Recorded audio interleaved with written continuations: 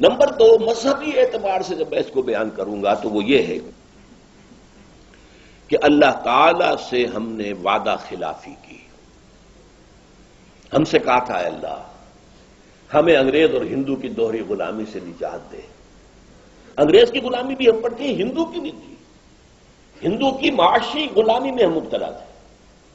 ہندو بنیا ایک گاؤں میں بیٹھا ہوا ہے اور وہ سود پر رقمیں دے رہا ہے اور مسلمانوں کی زمینداروں کی زمینیں ہتھیا رہا ہے.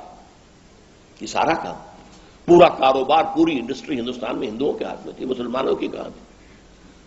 لوگ پاکستان کی برکات جب بیان کرتے ہیں بہت سے دانشور تو کہتے ہیں کہ نہیں، پوری انارکلی بازار کے اندر ایک دکان تھی مسلمان کی، پوری انارکلی میں، جبکہ آبادی میں مسلمانوں کی اکثریت. تو یہ حال ہمارے اوپر دو غلامیاں مسلط تھیں. ایک غلامی انگریز کی، وہ تھی عسکری، سیاسی، ریاستی غلامی، اور ایک تھی ہندو کی. یہاں تک کہ سماجی غلامی ہندو کی. ہندوؤں کے رسوم و رواج، ہندوؤں کے تہوار یہ ہم مناتے تھے، آج بھی مناتے ہیں.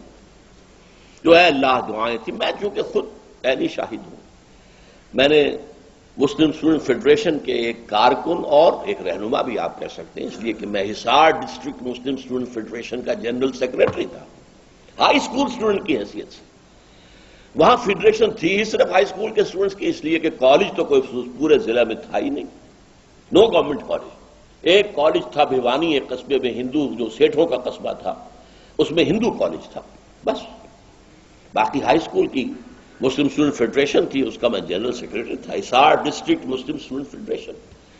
ہم نے جلوس نکالے، نعرے لگائے، پاکستان کا مطلب کیا، لا الہ الا اللہ. ہم نے دعائیں مانگی جمعوں کے اجتماعات میں، عیدین کے اجتماع میں، اے اللہ ہمیں انگریز اور ہندو کی دوہری غلامی سے نجات دے تاکہ تیرے دین کا بول بالا کرے، تیرے نبی کا دیا ہوا نظام قائم کرے. ہم نے پاکستان، اللہ نے تو وعدہ پورا کر دیا. اور وہ آیت جو ہے سورہ اعراف کی ہے، حضرت موسیٰ سے جب کہا تھا کچھ لوگوں نے، اسرائیلیوں نے، اے موسیٰ آپ کے آنے سے پہلے بھی ہمیں ستایا جاتا تھا، آپ کے آنے کے بعد بھی ستایا جاتا ہے، ہماری حالت میں تو کوئی فرق نہیں آیا آپ کے آنے سے.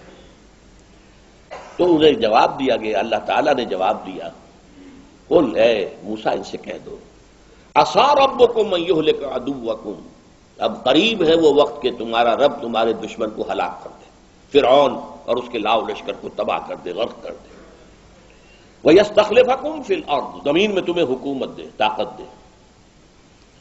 فَيَنْظُرَ كَيْفَ تَعْمَلُونَ، پھر دیکھے گا تم کیا کرتے ہو.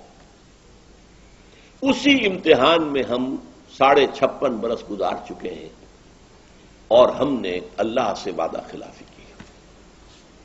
اس وعدہ خلافی کا نتیجہ میں نے آیات جو پڑھی ہیں شروع میں، سورہ توبہ کی 3 آیات. دنیا میں کوئی قوم اجتماعی طور پر اللہ سے کوئی وعدہ کر کے وعدہ خلافی کرے تو اس کی سزا کیا ملتی ہے. اس قوم میں اجتماعی طور پر نفاق اور منافقت کا مرض پیدا کر دیا جاتا ہے. نفاق اور منافقت جو کفر سے بھی زیادہ ناپسند ہے اللہ.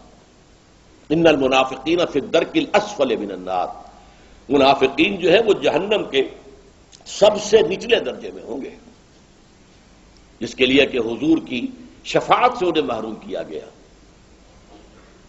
استغفر لہم او لا تستغفر لہم لن یغفر اللہ لہم، آپ چاہے استغفار کریں ان کے لیے چاہے نہ کریں. اور سورہ توبہ میں تو ہے ان تستغفر لہم 70 مرتن، آپ 70 مرتبہ بھی استغفار کریں گے تب بھی ہم معاف نہیں کریں گے. وہ ہے منافق.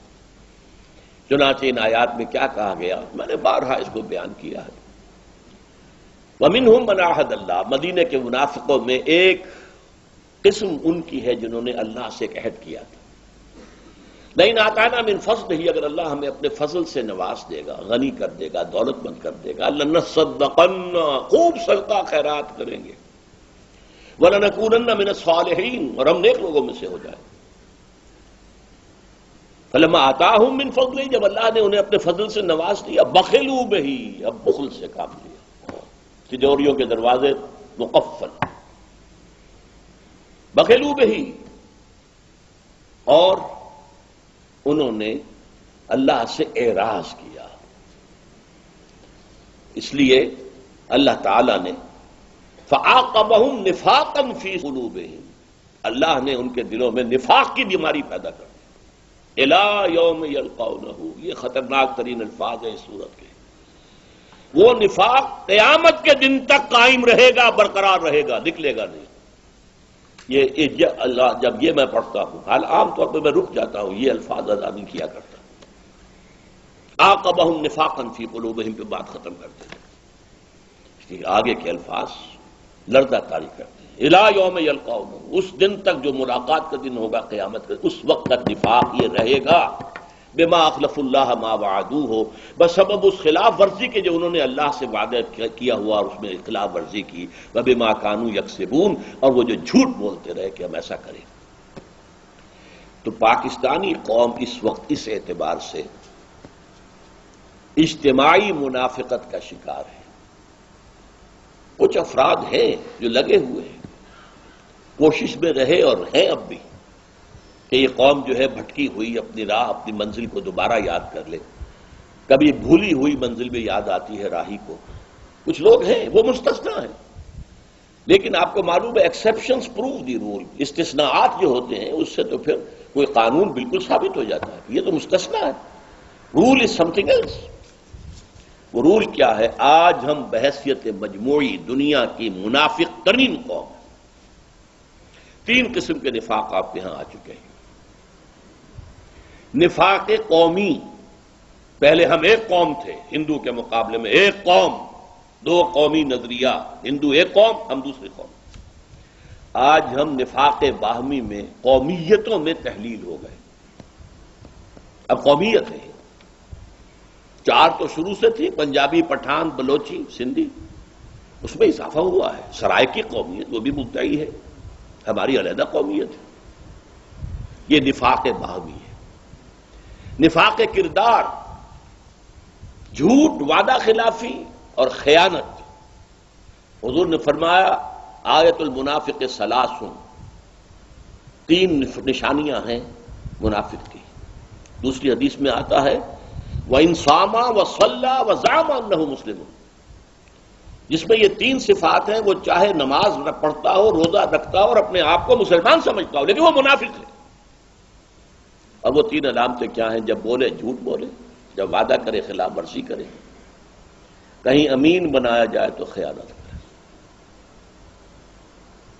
یہ تینوں چیزیں ہمارے ہاں عوامی سطح پر جس طرح ہیں وہ تو سب کو معلوم ہے، لیکن جو زیادہ قابل توجہ، قابل حذر بات ہے وہ کیا ہے کہ ہمارے ہاں جو جتنا اونچا ہے اتنا ہی جھوٹا، اتنا ہی وعدہ خلاف اور اتنا ہی بڑا خائن ہے. اربوں کی خیانتیں ہوتی ہیں. اب وہ سینکڑوں ہزاروں والی بات تو ختم ہو گئی. غبن در غبن.